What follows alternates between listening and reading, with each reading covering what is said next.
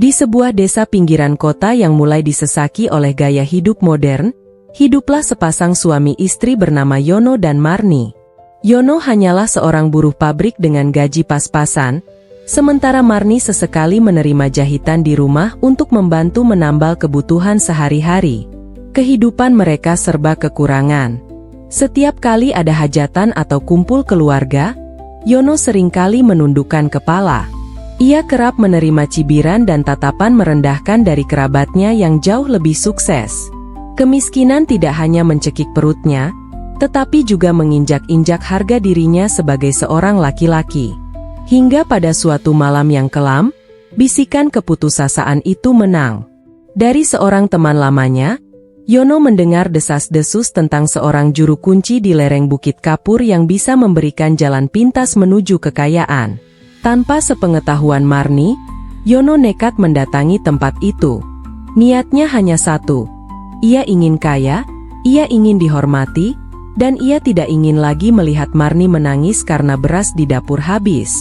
Di sebuah gubuk yang pengap dan berbau tajam kemenyan, sang juru kunci yang dipanggil Mbah Roso menyambut Yono dengan senyum miring yang memperlihatkan deretan giginya yang hitam. "Kau ingin kaya, Enduk?" tanya Mbah Roso dengan suara serak yang seolah keluar dari dasar sumur.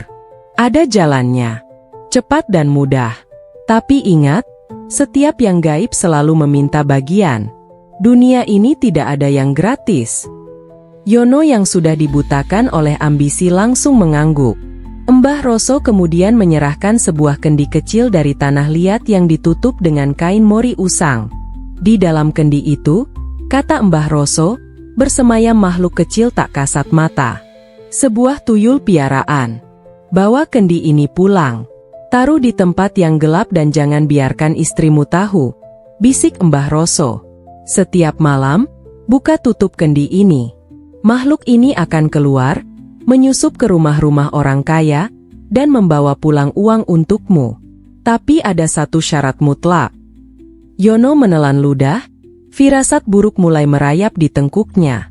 "Syarat apa, Mbah?" "Tuyul ini seperti anak bayi. Ia butuh seorang ibu untuk merawatnya. Ia butuh menyusu pada istrimu setiap malam."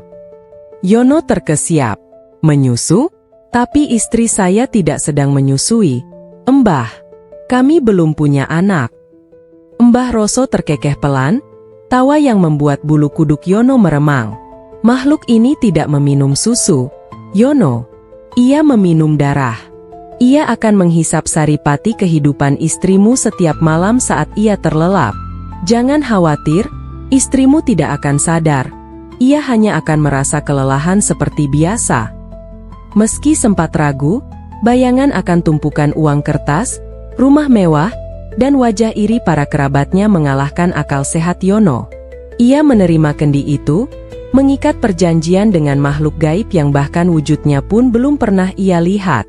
Bulan-bulan pertama adalah masa yang terasa seperti mimpi indah bagi Yono. Setiap pagi, ia menemukan lembaran uang ratusan ribu rupiah menumpuk di dalam laci lemarinya yang terkunci rapat. Uang itu datang entah dari mana. Sedikit demi sedikit, Yono mulai berubah. Ia berhenti dari pekerjaannya di pabrik dan membuka sebuah toko kelontong besar. Tokonya selalu penuh dengan barang, dan tak butuh waktu lama bagi Yono untuk membeli sebuah mobil pickup dan merenovasi rumah sederhananya menjadi bangunan permanen berkeramik mengkilap. Marni, istrinya, tentu saja terkejut dan sering bertanya dari mana modal Yono berasal. Namun, Yono selalu berdalih bahwa ia mendapatkan pinjaman lunak dari seorang bos besar yang percaya pada kemampuan bisnisnya. Marni yang polos dan penurut hanya bisa mengucap syukur melihat kehidupan mereka membaik. Ia menyapu lantai keramik barunya dengan senyum bahagia, membayangkan bahwa penderitaan mereka telah berakhir. Namun, hukum karma gaib tidak pernah tidur. Harga dari kekayaan itu mulai ditagih dengan cara yang paling mengerikan. Memasuki bulan ke-6 sejak Yono membawa kendi itu, Marni mulai jatuh sakit. Wajahnya yang dulu merona kini sepucat mayat. Tubuhnya semakin kurus hingga tulang selangkanya menonjol jelas. Setiap malam, Marni tidur dengan gelisah, berkeringat dingin, dan sering merintih dalam tidurnya. "Mas, dadaku sakit sekali rasanya. Seperti ditusuk-tusuk jarum es," keluh Marni suatu pagi dengan suara parau, matanya dilingkari bayangan hitam yang pekat.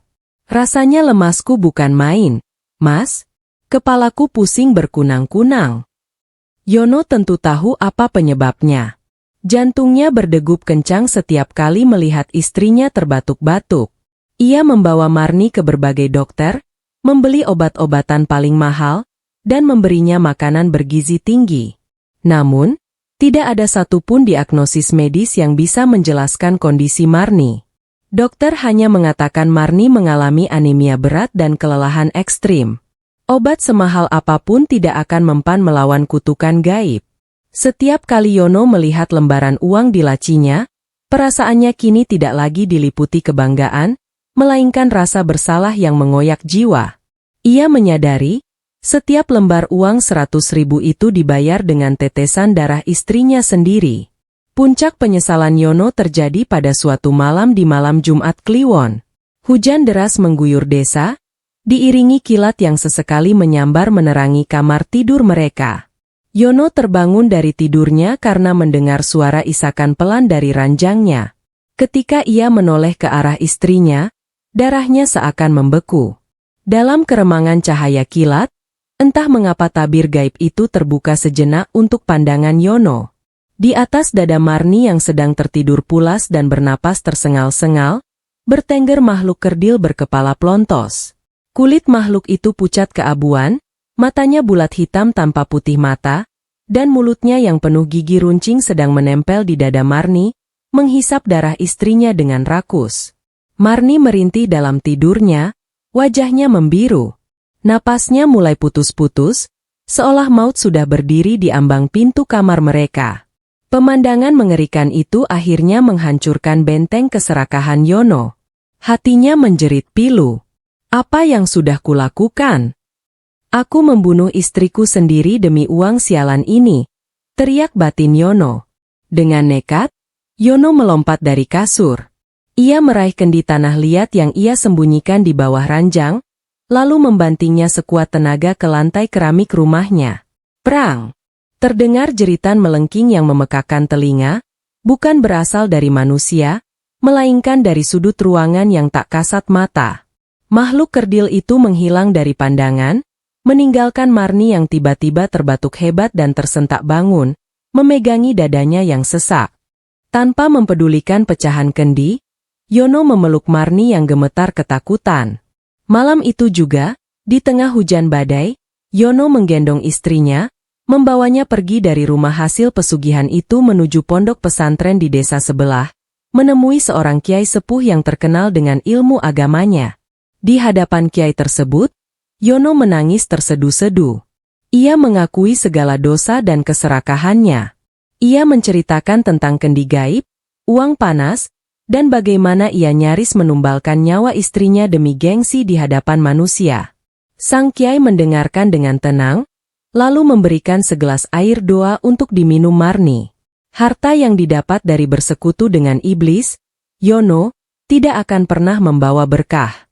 Ia akan terus menuntut balasan yang lebih besar dari apa yang ia berikan.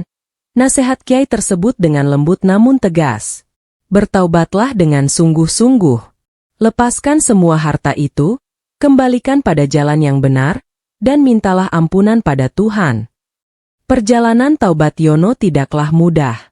Dalam waktu kurang dari sebulan, semua kekayaannya musnah. Toko kelontongnya terbakar habis tanpa sebab yang jelas. Mobil pikapnya disita karena ternyata ia tertipu urusan surat-surat kendaraan, dan rumah mewahnya harus dijual murah untuk menutupi berbagai utang dan denda yang tiba-tiba bermunculan. Mereka kembali ke titik nol, hidup mengontrak di sebuah rumah petak kecil yang sempit. Yono kembali menjadi kuli angkut di pasar dengan upah harian. Namun, anehnya, beban berat di pundaknya lenyap. Marni perlahan-lahan sembuh. Warna merona kembali menghiasi pipinya. Meskipun mereka hanya makan nasi dengan lauk tempe dan sambal setiap hari, tawa kembali terdengar di rumah kecil itu.